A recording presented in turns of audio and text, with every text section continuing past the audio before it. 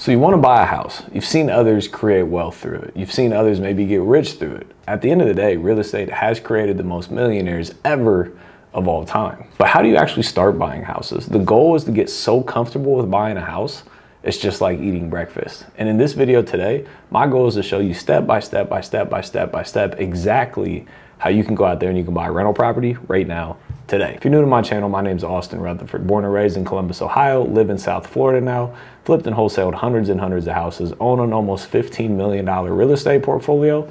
And if you want to learn more about real estate, go to theaustinrutherford.com. And if you've been following me for a while, I talk a lot on the BRRRR method, buy, renovate, rent, refinance, and repeat. That is not what this video is. That takes a lot of time, energy, and effort in finding amazing deals. This is for the average every single day person, how they can go out there today and buy a rental property. So this strategy is buying properties turnkey, meaning that as soon as you buy these properties and or when you buy these properties, they're either already cash flowing or can immediately be rented and a tenant placed inside of them. There's three things that you need when starting this process. The first thing is a down payment. When you're buying a property as an investment property, you need a 25% down payment. So if you're buying a $200,000 duplex, let's say, you need a $50,000 down payment. If you're buying a $100,000 single family house, you need a $25,000 down payment. So you gotta be able to save up that down payment. The second thing that you need is credit, right?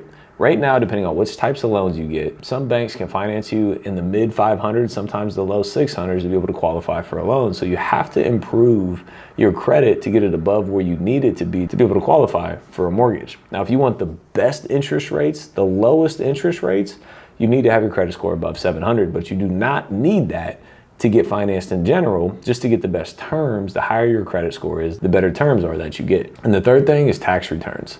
So if you're a self-employed individual, you're gonna have to have 2 years of tax returns of showing income every year for the last 2 years, or you need to have a steady W-2 that's been consistent for you, and then you can qualify off of those as well. So you have to have income, you have to have credit, and you have to have a down payment saved up to buy your first investment property. And then once you have those things, you go out, you pick up the phone, you call a mortgage lender, or you ask somebody for a referral, and you say, hey, John, I'm looking to buy a house. What can I qualify for? And then they get all that information from you and they tell you, hey, Austin, you can qualify for a $200,000 house. And then you know what you can go out there and you can qualify for. So there's 12 steps that have to happen after these couple steps that we just covered, 12 steps that have to happen for you to be able to buy your first investment property. Let's dive in. So there's 12 steps that have to happen for you to be able to go out there and buy your first investment property. And if you stick around, step number 7 will be a gem that you cannot miss. So let's dive in. But first, smash that like button for the YouTube algorithm. So step number 1 is looking for houses. Once you know what you can afford, you need to start looking at houses and practicing running the numbers. And if you cannot afford a house yet, still start looking at houses and practice running the numbers, because it'll get you more comfortable when that time does come where you do actually qualify for a house. So how can you start looking at houses? There's a few different things. You can go to Zillow.com and you can put in your search parameters. You can draw a map out or zip codes and say, hey, I'm looking for a duplex or a single unit or a triplex or a quad. And maximum dollar amount is $400,000 or whatever it is that you qualify for. And then anytime a house gets listed within those criteria, you'll get emailed that listing, and then you can start practicing running numbers. You can do the same thing on Realtor.com as well, or you can talk with a realtor in your area and they can set you up on a search within the MLS, which is the most accurate information out there. Unfortunately, regular to everyday people do not have access to the MLS. You have to be a licensed realtor to have access to the MLS. So talk to a realtor, tell them what you're looking for. Hey, I'm looking for a duplex in this area. I'm hoping for it to be, renovated versus destroyed. I'm hoping for it to be turnkey so I can buy it and start renting it out day one. And it needs to be less than $300,000. They'll set you up on a search criteria. You'll get emailed every time something fits your criteria. And then you can start practicing running numbers to see if that deal even makes sense. We're going to get to the number section here in a second, but this is how you get comfortable with buying houses, right? I just moved to South Florida a few months ago. I'm now actively looking to buy a personal residence. We don't have to move out until August, which is like 8 months from now, but I'm actively looking to buy a house right now because I know I have time, but I want to learn the process. I want to learn the markets. I want to learn the numbers. I want to learn the property taxes. I want to learn the insurance. I want to learn the HOAs, good neighborhoods, bad neighborhoods. I want to learn all these things. So we started looking for houses like 2 months ago when we had 10 months to find one, because I want to learn everything I can about this market. And that's what you need to do as well when you're first getting into the game. Step number 2, you got to understand there's a few different types of properties out there, right? One is an SFR, a single family residence, right? So this is one house which could have one tenant, right? Or maybe your primary residence. That's an SFR. Ideally with rentals, you can buy a 1 unit, 5 unit, 50 unit, 1,000 unit. You can buy whatever you want to buy, but there's different things that have to go along with that. So an SFR is the same as buying a 2 to 4 family building as far as how financing works, right? So you can buy a single family, a duplex, a triplex, or a quad, and it all works the same, which means that you as an everyday person can buy this as an investment property with a 25% down payment and own it as an investment and be able to rent it out and make money using it as a rental property. And I'm not going to dive into like all the nuances of this because that's an entire video in and of itself. And if you go through my channel, there's tons of videos on different financing strategies. But the big thing I want to get here is that there's single family, there's 2 to 4 family, and then there's 5+ family buildings. So a 5 unit, 10 unit, 50 unit, 100 unit, et cetera, et cetera. The thing is that the easiest money to qualify for are conventional Fannie Freddie mortgages. When you get into 5+ units, conventional Fannie Freddie mortgages do not exist. They only finance 1 to 4 family unit properties. So if you go on to get a 5 or bigger unit, you have to go to a portfolio lender, which complicates the process even more. You get worse terms. You got to have more credibility. You got to have a history. You have to know what you're doing to be able to get finance from these smaller portfolio lenders. So stick to the 1 to 4 family properties for one of your first deals. Buy that, get comfortable with it, then maybe move on to getting the 5+ unit buildings that are out there. But the only way that what I'm talking about right here, right now works is if you buy a 1, 2, 3, or 4 family building, nothing bigger than 4 units. Otherwise, this isn't going to work. Step number 3 is you got to know your numbers. You have to know the numbers, and it has to cash flow for it to make sense, right? So you got to understand how much your mortgage payment is going to be. So your PITI is what people reference it to. And the PI stands for the principal and the interest. So this is the monthly mortgage payment that you have to pay your bank every single month. So the bigger your loan amount, the higher the interest, the higher your monthly payment will be. So your PI is principal and interest, and you have to calculate that. You can Google like mortgage loan calculator on Google and type in the number there, and it'll tell you how much your PI is going to be. Your principal and interest payment is going to be every single month. Now there's 2 other letters, T and I. The T stands for property taxes. So when you go in to buy a property, you can go to the auditor in that county and see how much the property taxes currently are. So if you're buying a house and it's $12,000 a year in property taxes, it means that every month you're going to have to pay $1,000 a month in property taxes. So you got to make sure you factor that into your overall monthly cost. One trick here. If you buy this property for, let's say, 100 grand, and today it's valued at $50,000, when you buy it for 100 grand, the county will challenge that assessment value and it'll increase to what you paid for it, which means that your property taxes will increase as well. So when you're running property taxes, make sure you're running that number based on how much that you're buying the property for. So it might be a little higher than what it looks like on the website. The 4th letter is insurance. So you got to get a quote from an insurance person to see how much it would cost to insure that property as an investment property, right? So let's say it's $600 a year in insurance that you have to pay to insure the property. That's $50 a month. So you need to add that in to your mortgage payment. So your PITI, principal, interest, taxes, and insurance, is your total monthly payment that has to be made every single month to the bank, to the county taxes, and to the insurance company, which means you're paying that every single month, and that's how much money you have going out every month. The other side of that equation is the rent. How much are you going to be able to rent the property for, or how much is the property currently rented for? So let's say your PITI, your principal, interest, taxes, and insurance, is $800 a month. Every month you're paying out $800. Now the question is, how much can you rent that property for? And just because it's currently rented at a certain number doesn't mean that that's the market rate of that number, right? So let's say it's currently rented at $800, which means that you have a break even, not a good deal. But then you do a little bit more research and you realize that that rent should be $1,300 a month. So you would have $1,300 coming in and $800 going out. That's a good rental property.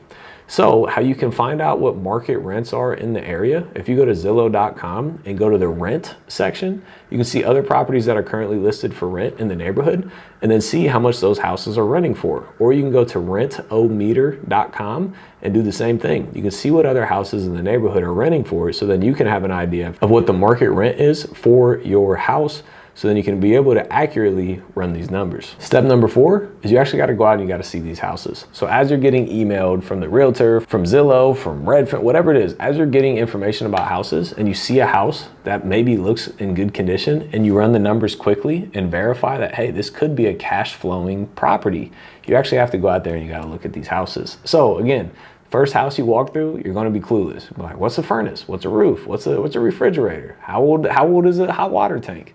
You know, it's going to be a learning process, right? So start looking at houses to become comfortable with what you're seeing in these houses. Is it hardwood or is it carpet? Is it tile or is it Formica? Is it granite? Does it have stainless steel appliances or white appliances? You'll learn all this by looking at houses actively, and you'll learn something new on every single house that you look at. And as you're walking through the property, you want to look for things that will be large tickets, meaning it's going to cost a lot of money to repair these things. If you walk through a house and the house needs new carpet, it's not the end of the world.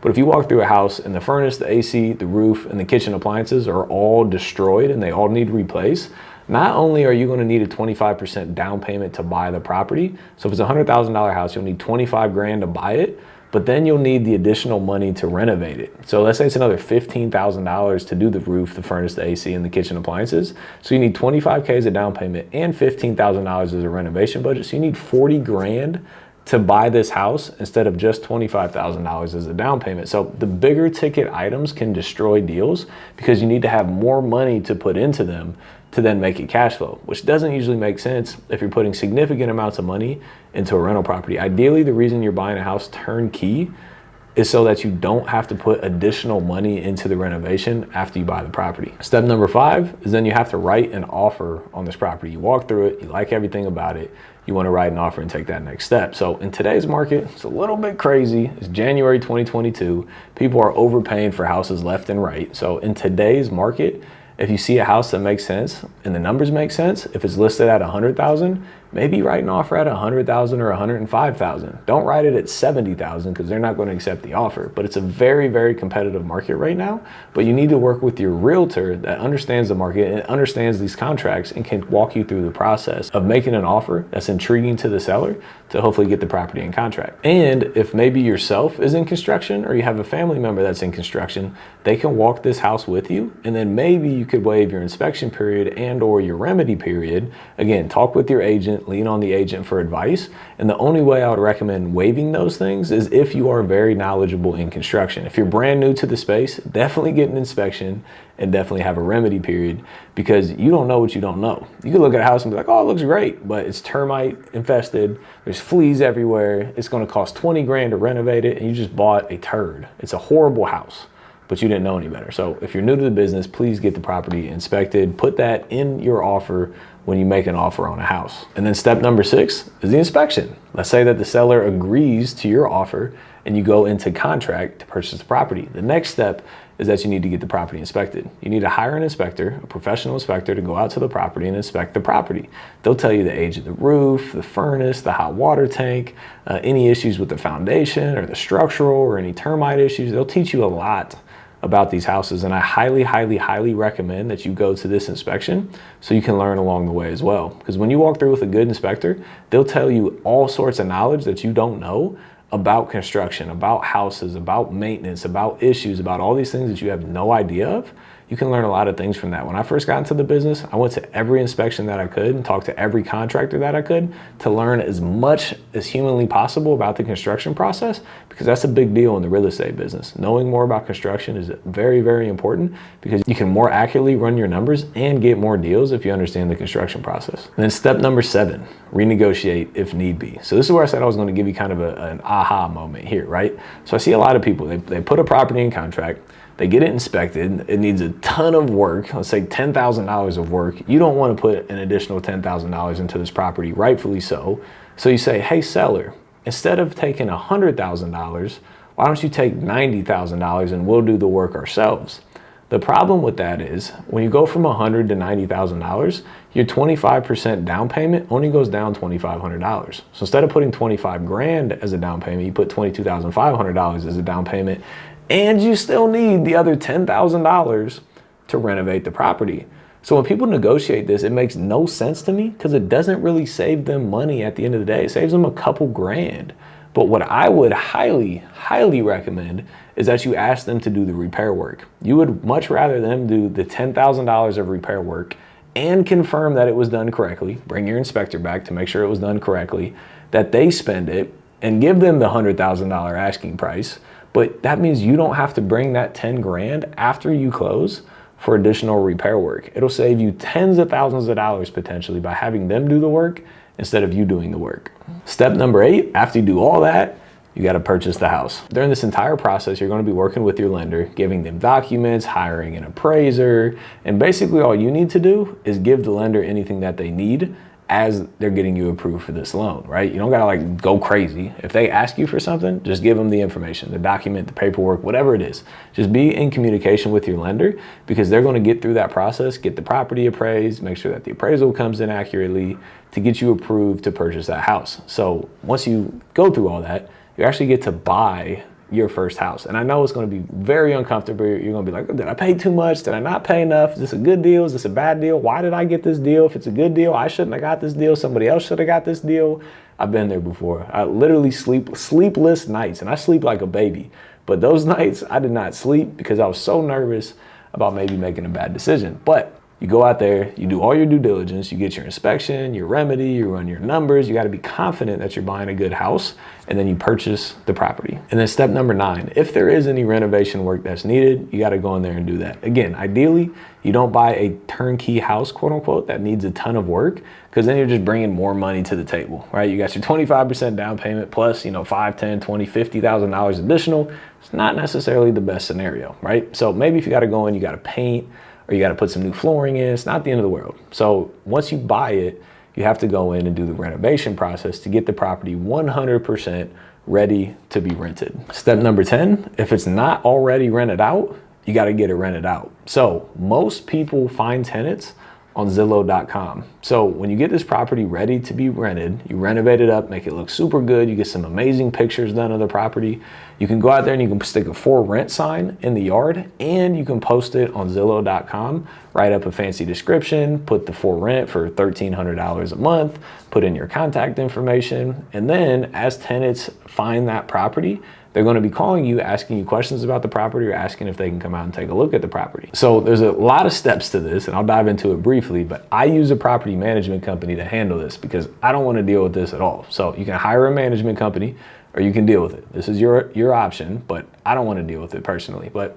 once you find a good tenant, you show them the house, you have them make an application and tell you about their name and their address and their work history and where they work, how much money they make, et cetera, so you can verify that those things are accurate. Because last thing you want to do is put a bad tenant inside of this property. So when they tell you that they work at McDonald's and they make $10,000 a month, it's probably not accurate, but you can verify that. You can call their supervisor, you can ask for W-2s, statements, you can ask for bank statements, you can verify that they have income coming in because you need them to have income to rent to them because they need to pay you rent every month. So verify their income, run a credit report, run a background check, see if they have any felonies, see if they have any issues, a ton of evictions on their past, whatever it is. You gotta run the background check to make sure that these are good tenants that are going to move into your property, take care of the property, and pay you rent every single month. Then step number 11, you gotta hold on to it, right? Most people will buy it,